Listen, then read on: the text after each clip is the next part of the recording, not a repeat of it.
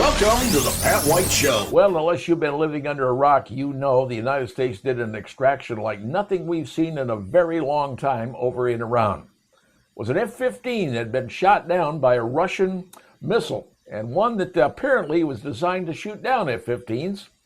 And there you had the pilot and the weapons system officer, the Wizzo, both ejected.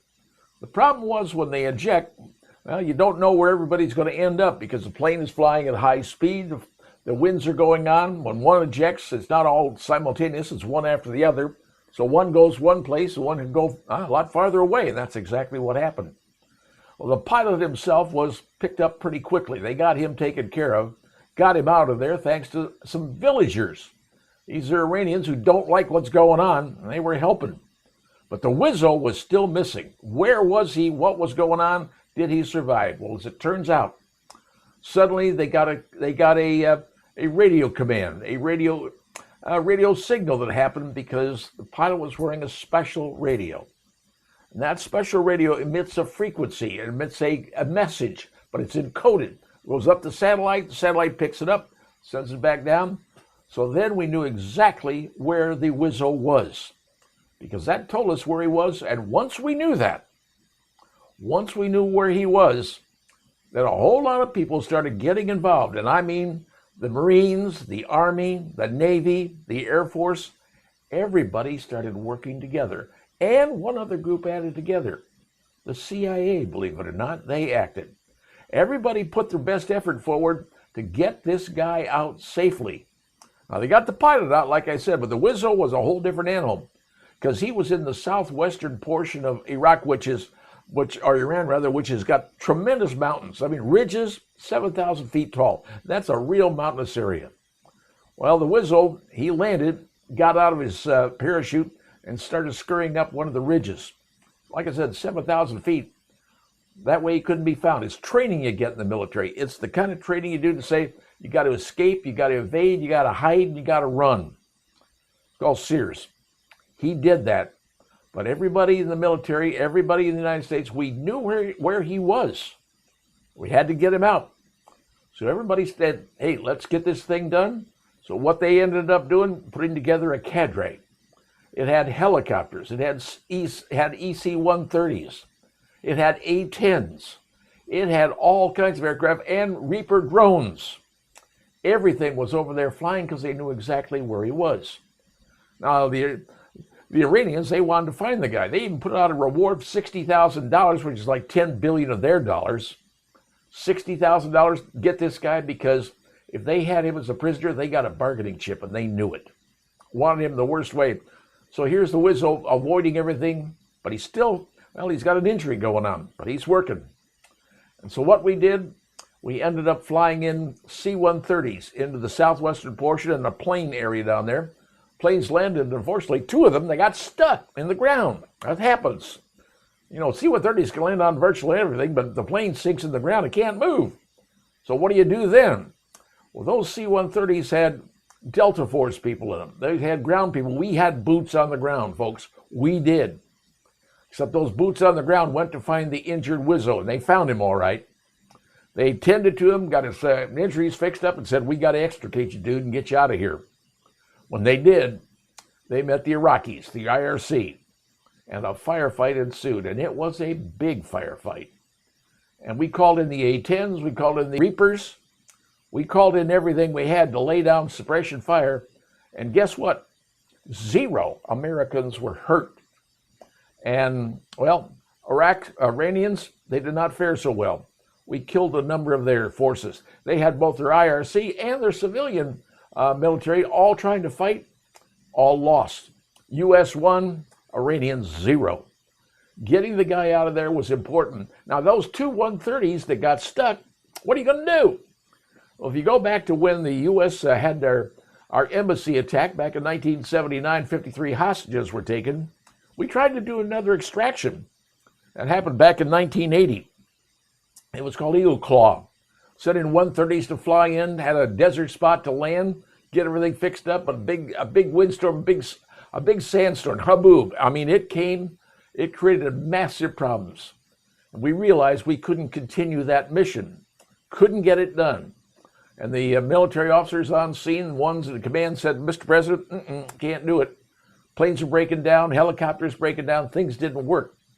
So when they were trying to extricate things, a Navy helicopter crashed into one of those HC-130s, set it on fire. Both planes went up in flames. 8 people were killed in that event.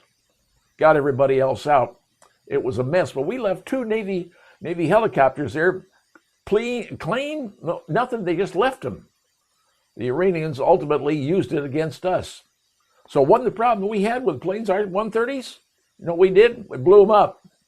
We blew up anything that could be usable by anybody for anything. And there's the charred mess. There's what's left over. We just blew the things up and said, sorry, we ain't leaving nothing for nobody. But they brought down that backseater, the Wizzo. They brought him down, got him on an airplane, and got him out of there. Now, what happened? Well, we ended up having an A-10 get shot up, had to go over to Kuwait, and the pilot on board had to go over to the side. We got everything back. Everything's fine. And if you look back at it and say, gee, how did they pull all of that off? I'm going to recommend something to you. I hate to do this, but I'm going to recommend a movie, believe it or not, that, well, it's not close, but it gives you an idea that kind of what was done. The movie was called Behind Enemy Lines. Back in 2001, starred Gene Hackman and Owen Wilson. Had to do with the Bosnian War, plane getting shot down, the Wizzo trying to get around, an assassin out there trying to shoot him. In the end, the good guys come and rescue the WSO and kill everybody on board. No, it's not what happened, but it gives you the same concept because most people are living in movies today. So if you want a movie that tells you sort of the way things went down, well, that's the only movie I can suggest. But everybody got out clean. And by the way, where does the CIA come into this entire thing? CIA is operating in Iran, big time. And you know what they did? They put out word to the Iranians saying the U.S. had gotten the Wizzo and was going to take him out through the southern way, and it would have been a coastal extraction, take him out to the coast of the water. And that was going south. So the Iranians said, hey, he's going south. Let's everybody head over that way and get him. Trouble is, it wasn't true. It was a false story because we had people coming in, flying in to get him in the southwest. So the CIA, who through whatever they did, whatever contacts, whatever way they have of infiltrating the media in Iran, said they're going south. Go that way, and they did.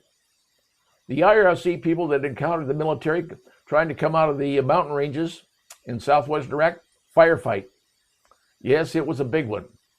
But all the Iranians, they died because we brought in A-10s, we brought in Reapers, we brought in everything we had to say, hey, you ain't going to live through this, dude, and we proved it. As a result, both crewmen are back and safe. They're going to survive. All the people involved, whether they were Delta Force, whether they were the Night Stalkers, whether the Air Force PJs, everybody worked together. We lost nobody. And we came and said to Iran, hey, you want a cha-cha? We'll show you how to cha-cha. So all things that kind of end this well, they did end well. Not so much for Iran. Well, now there's more to get done. And we proved to them, don't mess around with us. And I'll tell you the entire time, you know who was watching all this? China and Russia. They were watching how the United States military functioned, how they were able to get the guy out, and what maneuvers and what things they utilized to accomplish it. So they were observing the entire time, saying, that's the way the military works. The military proved that they are tough, they are strong, and they leave no man behind. And they didn't. And it was very successful. Nobody lost, no lives lost on our side, a whole lot more on the Iranian side. And now they have learned something. Don't mess with Uncle Sam, because when you do, it ain't going to turn out good. Or as the saying goes, F-A, F-O. And now you know.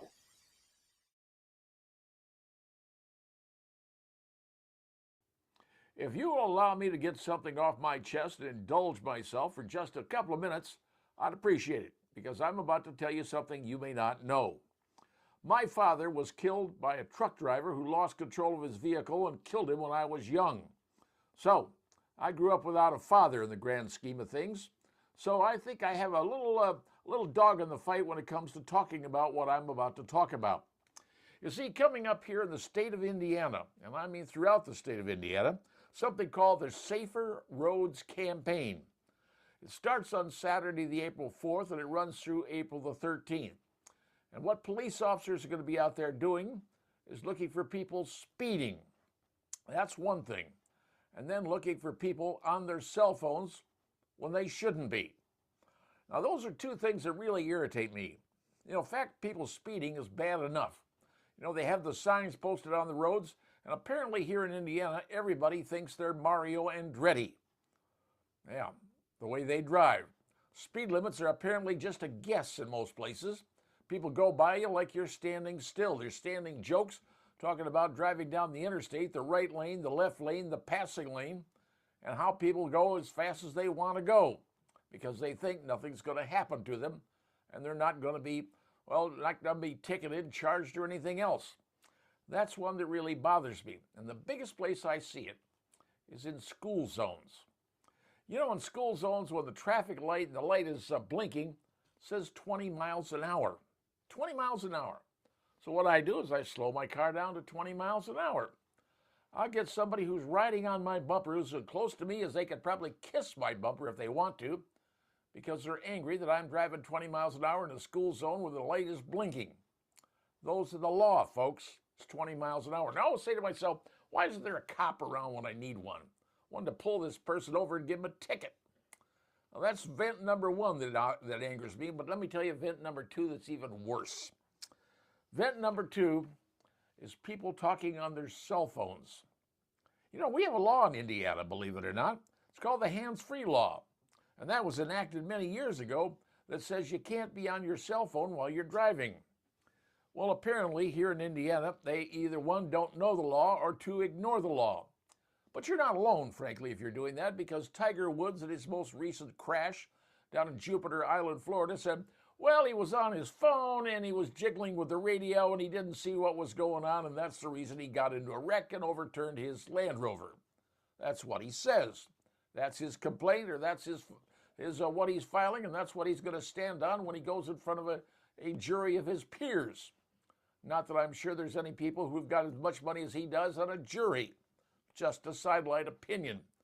But the thing I hate most is seeing people on their cell phones, especially when they're in an intersection at a stoplight and they're standing there, or they're sitting in a car talking to somebody, and you see them doing it, and the light's green. Now, you want to honk your horn at them, but they're going, nah, don't want to get into a thing, and don't want to get into a road rage situation. But they're just sitting there talking. Most cars today, newer cars today, it's all electronic. You push a button on the steering wheel, you can talk to someone. It's interconnected on your car. But apparently a lot of people who don't have that say, it doesn't matter, I'm just going to talk on my cell phone because I want to. Well, there's law. There's laws that we have on the books, and they're going to be enforced, at least I hope they're going to be enforced, from the 4th of April to the 13th of April. Now I realize many folks are going to go, well, I'm just going to slow down. I'm going to not touch my cell phone from the 4th to the 13th, and then I'm going to go back to using it because the police will no longer be watching. Sadly, that's probably what's going to happen. But I can tell you, as one who lost a parent to people driving, that I hope they enforce the laws, not just the 4th through the 13th, because in 2023, there were 249 speeding fatalities here in the state of Indiana, and 47, I thought it was 49, but it's actually 47, 47 distracted fatalities just in 2023. If you're not paying attention, if you're on your cell phone and you're driving like a bat out of hell because, well, you think you can, especially in school zones when the lights are blinking, I don't have any pity for you. I hope you get slammed. I hope you get caught. That's my opinion. And I'm saying this because, as I said earlier, I lost my father to a truck driver, lost control of his vehicle.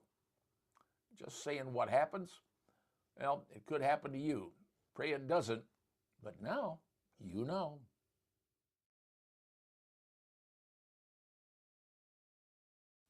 Well, if you spent any time driving up and down I-69 on the southwest side of the city in recent months, you've probably seen something going on over near Bass Road. Something metal, something's going up, something big. Well, something big happens to be a new stadium. Not just a baseball or football stadium. This is a, classic football stadium, i.e. soccer. The Fort Wayne Football Club's soccer field has been erected over many, many months. It's getting ready to open, but now something new has happened. They now have a new official name. And this is a pretty big-time name when you think about it, because this company that is sponsoring the naming rights on this facility is known to do other sponsorship nationwide. Things like NASCAR, the Indianapolis Colts, the Andretti Autosports, Cincinnati Reds, Columbus Blue Jackets, and even the Ruhoff Music Center down there in Noblesville, Indiana. Yep. Turns out Ruhoff Mortgage is now the new naming sponsor of the new Fort Wayne Football Club Stadium, and it's going to be called Ruhoff Mortgage Stadium. That's right, it seats over 9,000 people. It's the largest of its kind in northeastern Indiana, because not is it only going to host, soccer games, it's also going to be hosting concerts. That's right, concerts. Northeastern Indiana, putting roughly 10,000 people in a facility under the stars for a concert, could be pretty doggone interesting. Not saying that they can play other places in Fort Wayne, they can, but sometimes an outdoor facility works really well for certain artists. So, the new stadium on 69 as you drive down there by Bass Road, well, that's the Fort Wayne Football Club's new stadium, new name, the Ruhoff Mortgage Stadium. And the only question I have is, are they going to put in an off-ramp on 69 over toward the stadium? Because the traffic in that area of town is massively congested, and getting thousands of cars to that new stadium when it opens in the month of May is going to be a nightmare that, frankly, I don't want to live. So let's just see what happens with the traffic, and let's see the plan they have to get everybody in, everybody out, or maybe putting in an off-ramp on 69 to Bass Road. Any of those things are possible, I suppose. But right now, congratulations to the Fort Wayne Football Club for getting a new name. New name, Ruhoff Mortgage Stadium. And there you have it, folks. And now, you know.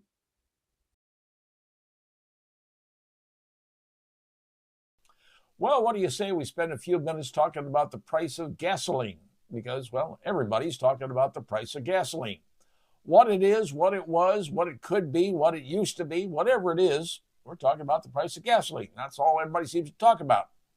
But let's remember back at the previous administration, what the price of gasoline back was a couple of years ago. A few years ago, back in the COVID days, remember in some places it was close to $5 a gallon. It was over definitely $4 a gallon here in the Midwest. And that was during the COVID issue going on. But here we are now in the Iran situation and the gas being cut down because the oil can't get through the Strait of Hormuz, at least about 6 million gallons a day. That takes care of India, Japan, China.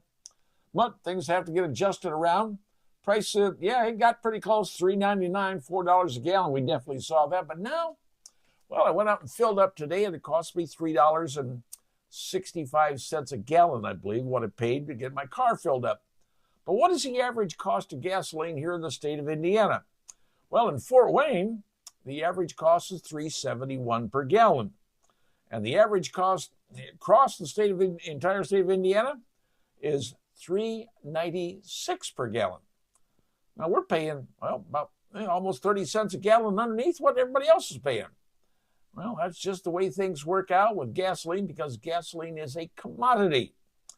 And right now, you got a strike going up at the big plant up in Whiting, Indiana, BP plant up there. And you had an explosion down south in one of the other refineries. Now, for the people out in California, Washington, Nevada, Oregon, they're seeing gas over $5 a gallon for regular. Why? Well, because there really aren't any refineries anymore. They pretty much left the state of California. I think there's one, maybe two left in the entire state. And that's where they get their gasoline from. So now they may have to get their gasoline from, across the pond in Korea. That's maybe what could be happening on the West Coast. There aren't any refineries there because they've been put out of business with regulations and taxes. Where's the cheapest gasoline you can find in the city of Fort Wayne right now? Well, you got the Costco and the Sam's. They average about $3.71, $3.75 a gallon. There's a BP on West Jefferson selling for $3.12 a gallon, but this is the one you got to love.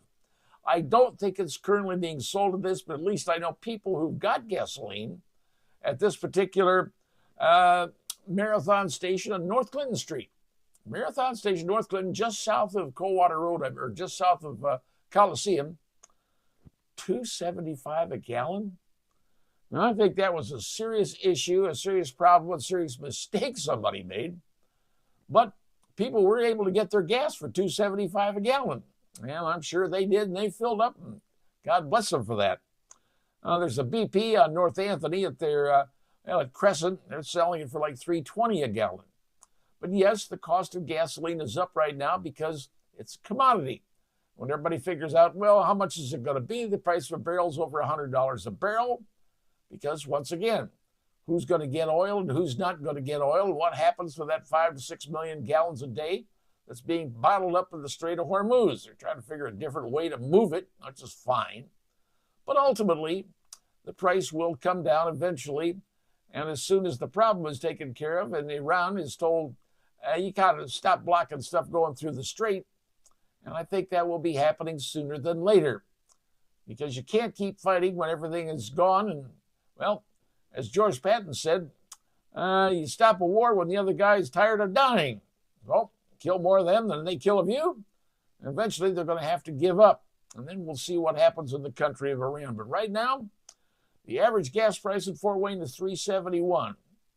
Some people are getting it for lesser amounts, but average in the Indiana, $3.96. Count your blessings, folks. We ain't doing terribly bad. And if we lived in California, $5 a gallon? Yeah, that's what they're dealing with in that state. And it ain't getting any better. It's going to get worse. And now, you know.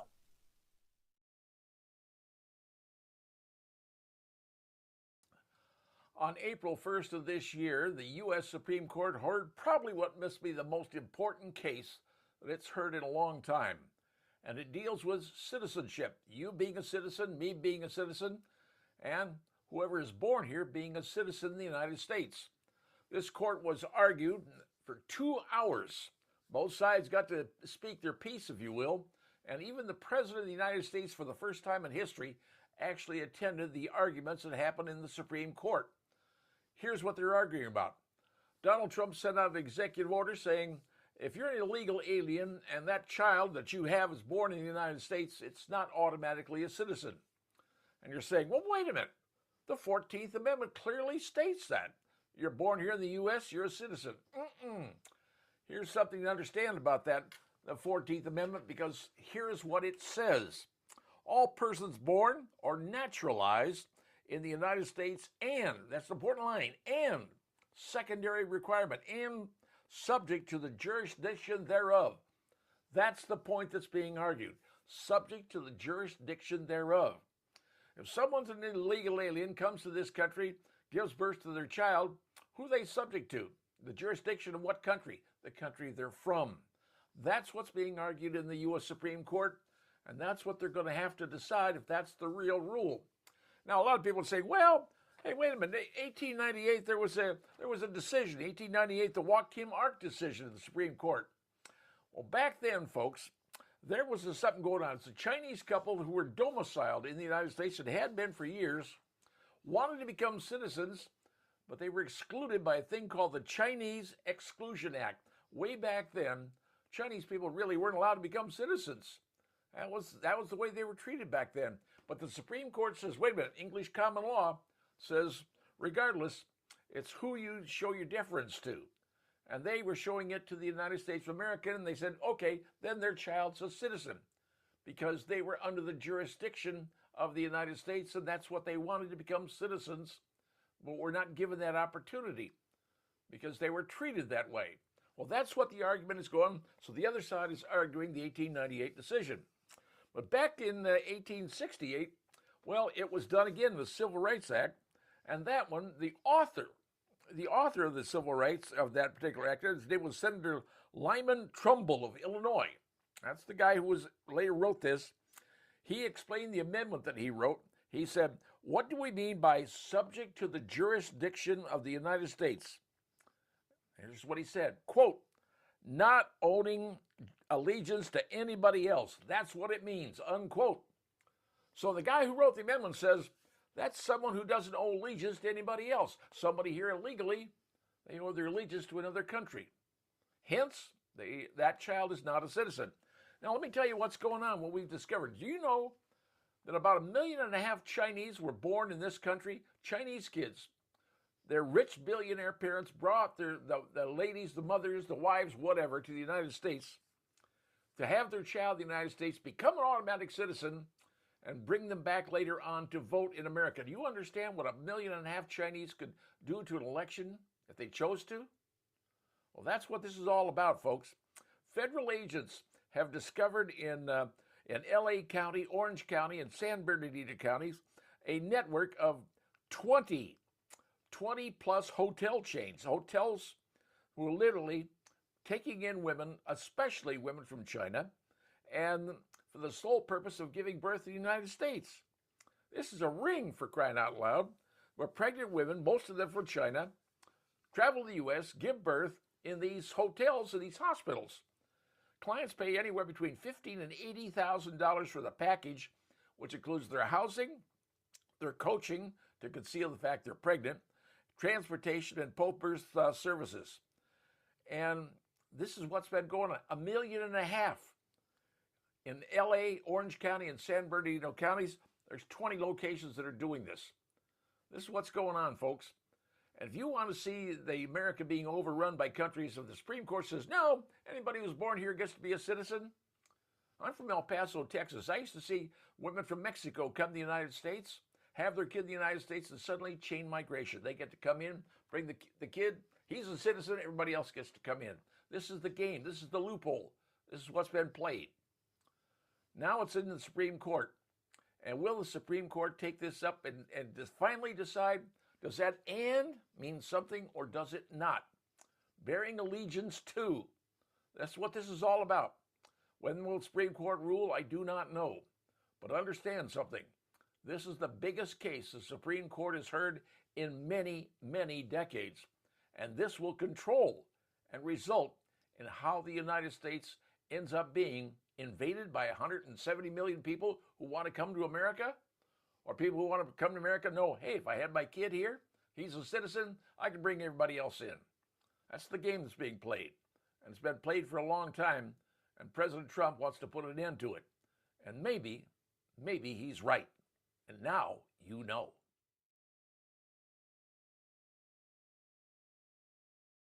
I want to talk to you about a picture I recently saw from a mall in Georgia.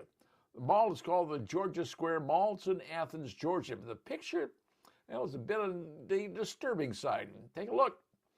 This is a scene showing where for Easter, the Easter Bunny has his hatch. Call it whatever you want, but that's him sitting there on his little couch waiting for kids to arrive. But if you look really close, you don't see any kids. You don't see any attendants. You don't see any elves or whatever they call the Easter Bunny's help to help him help with the kids. Why? Because nobody apparently is there to sit on the lap of the Easter Bunny. Now that may get you to thinking, wait a minute, who goes to an Easter Bunny and asks for chocolate? I don't know. I understand the concept of kids going to the mall to see Santa, because when my kids were young, we used to take our kids to the mall or to wherever it was to see Santa, because that was a big day to them. That meant a lot to them. But things have changed over the years. Things are getting different. Is it the fact that people don't want to have kids sitting on Santa's lap? Maybe. Is it because people don't want the kids talking to the Easter Bunny? Maybe that too. Or it's a bigger problem. The bigger problem is people don't want to go to malls. Is that the issue we're seeing? Because all around the United States, malls, as we know it, are starting to become a dying commodity. And even the largest mall in the world, the big giant mall up in Minnesota, the Mall of America it's called, is now having people, and the corridors are going dark in that mall because stores are closing their doors. Stores are leaving even the largest mall in America, smallest malls in America, they're all leaving. Why? Well, do people want to go to malls anymore? Do you want to go to a mall? Ask yourself this. When was the last time you went to your friendly local mall and walked around the mall? I know for me it's been I don't know, 5, 6, 7 years. Haven't been to a mall, have no interest in going to a mall. If I do go shopping, I want to go to a place that's quick and easy, a place I can park close, walk in, get what I want, walk out. Not having to be there in the midst of 10,000 cars and finding my way in and taking me a half a mile to trudge to a store. I want to get what I want now and I want to get out. But there's a bigger thing that may be happening in today's society that we're going to have to get used to. More and more people are not shopping in stores. They're not going to the brick and mortar like we used to do. They're going to their TV, their computer. They're shopping online, whether it's QVC, whether it's Amazon, Temu, I can name more. But are people shopping there and not going to the malls anymore? Or are people losing interest in going to malls and only want to go to the strip shopping center, what we call the open air shopping center, where you can park right close to the store that you want to go to, get out, get into the store, buy what you want, and then get back out again. So are malls, as we know it, dying?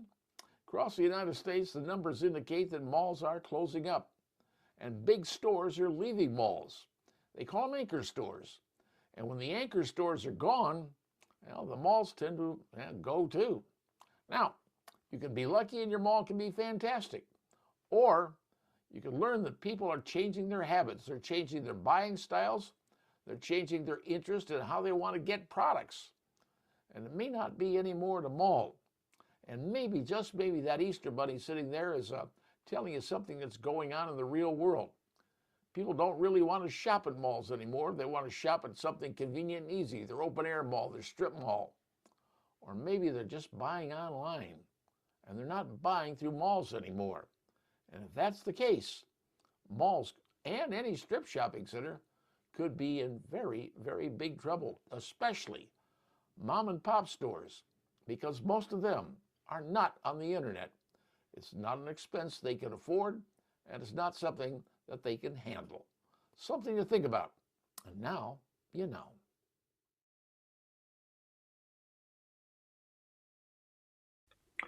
Well, the Easter season is upon us, and I'm about to make a rant about something involving Easter that may affect, a few folks, and it may affect even you. When I was a kid growing up in the last century, that's a long time ago, folks, one of my favorite things on Easter was to get something special in my Easter basket. And you know what it was? I'll tell you what it was. It was this. It was the Reese's Peanut Butter Cup. This, friends, I have been eating for more years than I could possibly tell you. Now, in my youth, I loved them a whole lot. As I grew older, I had to find other things to eat because, Mother Nature's not good to people to eat this kind of stuff too much. But I like a Reese's Peanut Butter Cup. But a few years ago, I guess back maybe 4 or 5 years ago, the taste of the Reese's Peanut Butter Cup didn't taste the same. Something was amiss. Something wasn't right in those Reese's Peanut Butter Cups that I've been eating for years and years and years. Turns out, H.B. Reese had the company that started the Reese's Peanut Butter Cups, and, many years ago, he sold his company to the Hershey Candy Company. Now, Hershey's is a big company, and they produce a whole lot of stuff, and they've been producing the Reese's Pieces and the Reese's Cups for many, many years. But something changed about 5 years ago. Something in the taste. It wasn't right. It had a different taste to it, a different feel to it. And so I kind of quit eating them. I just didn't like the taste of them. They just didn't taste right. So, like many people, I stopped eating them. Maybe it was you. Maybe you weren't the only ones, because I certainly could taste it. Well, it turns out that a few months ago, back in July, I believe it was, his name was Brad Reese. He's the grandson of the late H.B. Reese. And he went on LinkedIn, that's the website, and said, hey, Hershey's has been messing with the ingredients in the Reese's Peanut Butter Cups. They're changing the formula, and it doesn't taste the same. He said they actually got some stuff and had to throw it away. He said it's like fats and all sorts of stuff they're using, but it's not chocolate. Why? Well, chocolate prices skyrocketed in recent years, and I'm guessing, and this is just my guess, that the folks at Hershey said, we got to find a cheaper way to make these things and sell them and still make money off of them. Now, I remember the day where you could buy these things quarter a piece. This thing cost me about $2. Same product. But apparently they may have changed the ingredients of the Reese's Cup, as Mr. Brad Reese said. Now, other members of his family says, no, we have nothing to do with Brad. He's an outsider. We're not messing with the Hershey Company because they know what side of the bread the butter's on and they're eating the bread. But he said there's something wrong. Well, it turns out the Hershey Company has now come out and admitted they changed the ingredients in their certain products. They said, oh, well, it's only about 3% of the products they have. And Hershey makes a lot of products. Only 3%. Well, apparently one of those was Reese's. And now they're going to change back and start using milk chocolate and peanuts in the Reese's. Now they're saying, no, we use classic peanuts. We roast the peanuts, make them just right. Ain't the peanuts I'm worried about, folks. It's the chocolate. Chocolate is what makes the Reese's peanut butter cups what it is. Yeah, you get the peanuts, the peanut stuff on the inside, but then you got to have the combo. That's what works. And when one of them ain't working, then ain't working all across the board. So where do we stand now? Well, according to the Hershey Company, they are going to change their recipe, bring back traditional chocolate by 2027. Now, I understand the cocoa prices have gone down around the world simply because of lack of demand, supply and demand, if you will. So now it looks like Reese's is going to go back to being the original Reese's that I remember. My favorite. I've been eating these since the last century. Now, it turns out it's not just the Reese's peanut butter cups. I am told by people who like these, Kit Kats. I'm not a fan of Kit Kats. My granddaughters are, I think, but I'm not. But apparently these have changed too. They have a different taste to them. And could this be one of the 3% of the Hershey's products that have been altered? They're not using real chocolate?